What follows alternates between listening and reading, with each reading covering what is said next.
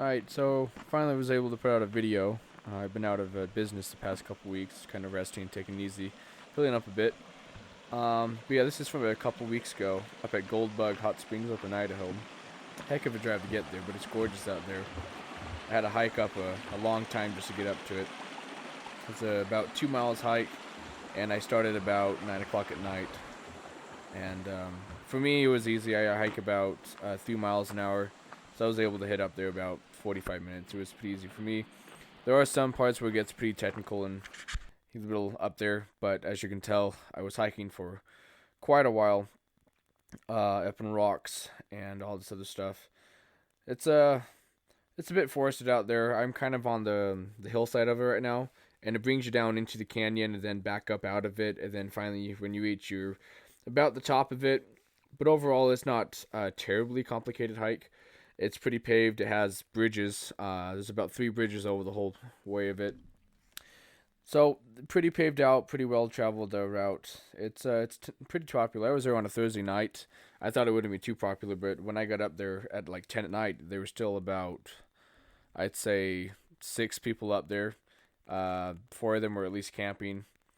Everybody was a pretty fun crowd though. I was getting a little eerie, as you can tell in some of my videos where I'm just kind of standing still for a bit.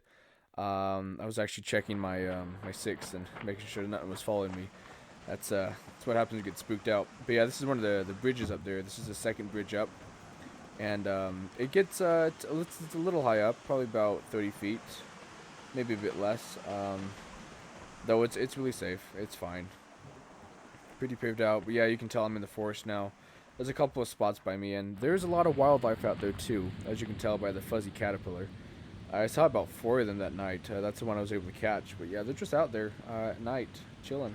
Pretty neat. Yeah, Farland was able to get up to the top, and this is the main bridge.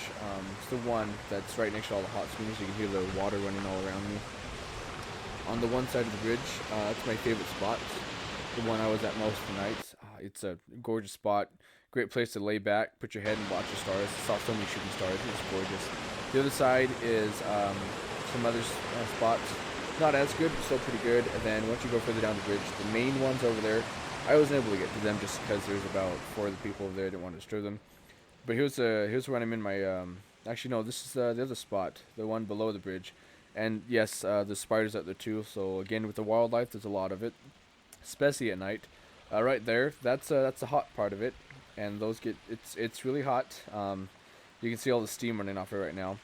And then as you can see, I'm walking over there, and you can see my camera start shaking a bit like that. It's because I'm trying to work over the technical rocks. Half of them are covered in algae and slime, and so they're all slippery.